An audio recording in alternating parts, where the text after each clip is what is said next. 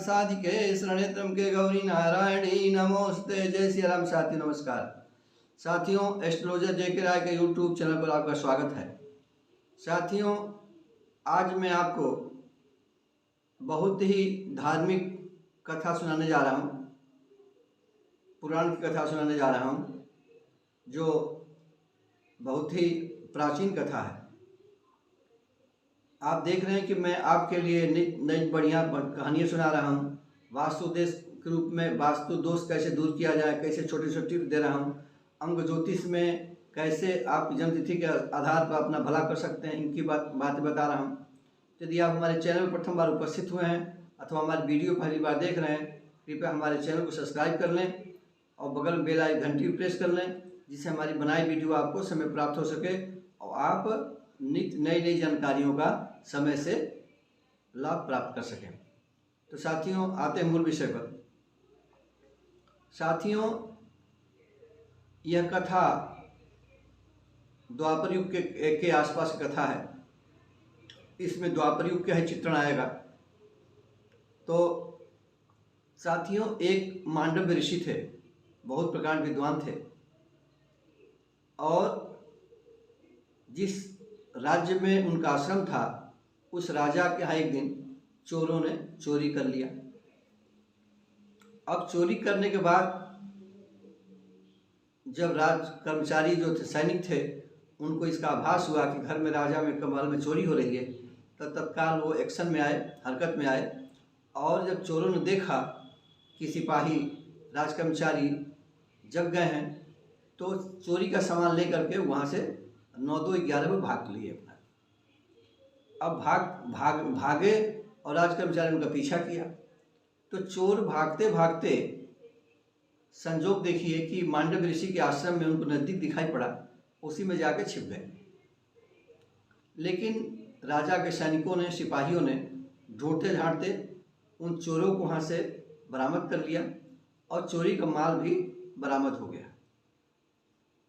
अब सैनिकों ने चोरों के साथ साथ मांडव ऋषि को भी पकड़ लिया और राजा के सामने दरबार में पेशी हुई कि राजन, कल रात में इन चोरों ने महल में चोरी किया है और अपना चोरी का सामान इन ऋषि के आश्रम में छिपा दिया था। इसलिए हम चोरों और ऋषि, क्योंकि उनको आरोप लगा ऋषि पर कि इन्होंने चोरों को संरक्षण दिया है। तो साथियों, हमारा कानून कहता है कि चोरी के साथ संरक्षण देने वाला भी अपराधी की श्रेणी में आता है, उसमें भी कानून रहा होगा। अब पेशी के बाद राजा के महल में सुनवाई हुई और सुनवाई करने के बाद राजा ने सबको मृत्युदंड दे दिया, चोर और ऋषि को भी। राजा के मंत्री ने कुछ कहना चाहा, लेकिन राजा ने उनकी बात नहीं सुनी। अब साथियों, मुकर्रर समय पर मृत्युदंड की सजा तामील की गई और चोरों को फांसी पर लटका दिया गया। उधर मांडव्य जो ऋषि थे, उनको भी एक अलग सूली पर चढ़ा दिया गया। लेकिन सूली पर चढ़ने के बावजूद भी कील उनके गर्दन में घुसी। उसमें यही विधान था मृत्युदंड का, लेकिन वो कील घुस करके रह गई और आर पार नहीं हुई और कई दिनों तक मांडव ऋषि उसी तरह से लटके रह गए। चोर तो मर गए, लेकिन मांडव ऋषि का देहांत नहीं हुआ। अब इस घटना के कारण राज्य में बवाल मच गया, उथल पुथल होने लगी। आंधी तूफानी, आगजनी इत्यादि घटनाएं ऑटोमेटिक घटित होने लगी, क्योंकि ऋषि बहुत ही प्रकार विद्वान थे, बहुत तपस्वी थे, ईश्वर भक्त थे।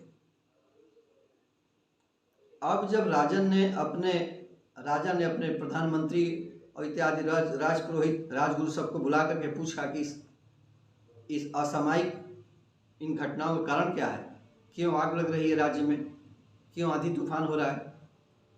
तो राजगुरु ने बताया कि राजन, जिस व्यक्ति को आपने फांसी चढ़ाया है वह बहुत ही पहुँचे हुए ऊंचे संत हैं और उनका कोई अपराध नहीं था, लेकिन चोरों ने उनके यहाँ शरण ली थी, इस कारण आपने उनको मृत्युदंड दे दिया।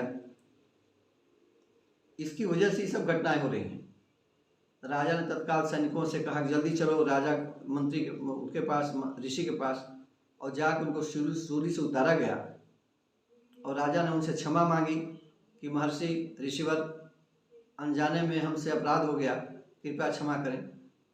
ऋषि ने राजन से कुछ नहीं कहा, न क्षमा किया, न कोई याचना किया, कुछ नहीं किया।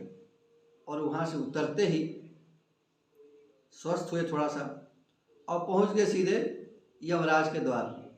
साथियों, जैसा कि हम जानते हैं, हमारे धर्म पुराणों में लिखा हुआ है कि चित्रगुप्त उनके लेखक हैं, रिकॉर्डों को लिपिबद्ध करते हैं, किसने क्या अपराध किया, किसने क्या अच्छा किया, क्या बुरा किया।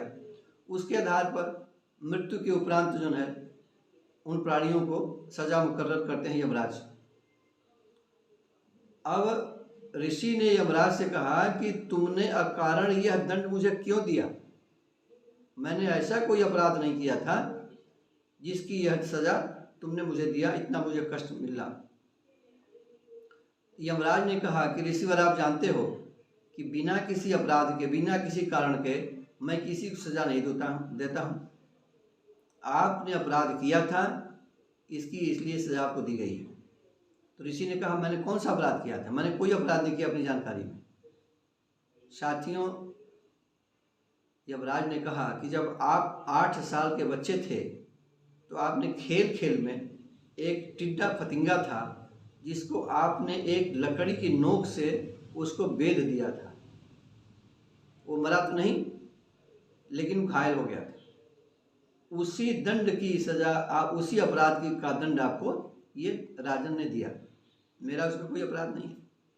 ऋषि ने कहा कि मैं 8 साल का बच्चा, अबोध बालक था और मेरा ज्ञान नहीं था, मैंने हंसी खेल में इस तरह की कोई कार्य कर दिया, ये अपराध की श्रेणी में नहीं आना चाहिए। यमराज ने कहा कि जाने अनजाने किसी भी तरह से जो अपराध होता है वो अपराध की श्रेणी में आता है। ऋषिवर क्रोधित हुए कि तुमने यह दंड का अलग गलत विधान बना रखा है। जो बच्चा अबोध है, उसको ज्ञान नहीं है और उसको तुमने उसके किए हुए कृत्य के लिए सजा दिया, मुकर्रर किया। इसलिए मैं तुम्हें श्राप देता हूँ कि तुम धरती पर जन्म लो और तुम भी कष्ट का भागी बनो। तो साथियों, जैसे मैंने कहा था कि यह महाभारत युद्ध की कथा है। साथियों, जैसा कि हमारे घरों में, समाज में कहा जाता है, अरे हमने अनजाने में अपराध कर दिया, अनजाने में अपराध किए कोई सजा नहीं होती है। बच्चा अबोध था, ना जानकारी में इसने अपराध कर दिया। साथियों, ऐसा नहीं है। जैसा कि आपने देखा कि यमराज ने उस 8 साल के बच्चे के किए हुए कृत्य की वजह से उनको भी सजा दिया। तो साथियों, महाभारत युग में एक ही समय में यमराज कहिए, धर्मराज कहिए, इनके 2 अवतार हुए। एक अवतार के रूप में युधिष्ठिर जी आए हैं और दूसरे अवतार के रूप में विदुर का जन्म हुआ, जो महान पंडित और ज्ञानी थे। वह मांडव्य ऋषि के श्राप की वजह से विदुर का जन्म हुआ था इसमें जो। अब आपने देखा कि कितना विदुर इतना ज्ञानी ध्यानी पुरुष होते हुए भी कौरव के कुल में पांडवों के हटने के बाद युधिष्ठिर के शासनकाल में दुर्योधन के द्वारा कितना उनका अपमान होना पड़ा, कितना उनको दुख सहना पड़ा। तो साथियों, इस कथा का सार ये हुआ कि अपराध तो अपराध होता है, चाहे जाने में हो चाहे अनजाने में हो। हमने आपको एक धार्मिक कथा सुनाई। आशा है कि आपको हमारी कहानी अच्छी लगी होगी और आपने हमारे चैनल को अब तक सब्सक्राइब नहीं किया, कृपया सब्सक्राइब कर लें, जिससे हमारी बनाई वीडियो आपको समय प्राप्त हो सके और आप नित्य नई नई जानकारियों का लाभ उठा सकें। और मैं भी चाहूँगा कि आप हमारी पुरानी वीडियो देखें, जिसमें मैंने वास्तु टिप्स के रूप में बहुत अच्छी सी जानकारियाँ दिया हैं।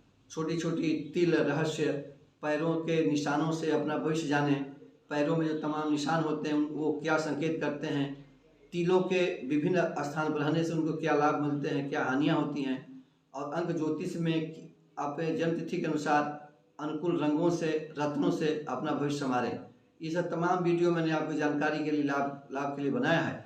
आशा करता हूं कि आप इन चीज़ों को देखेंगे और अपना भला करेंगे। मिलते हैं अगले वीडियो में नए विषय पर। तब तक के लिए नमस्कार।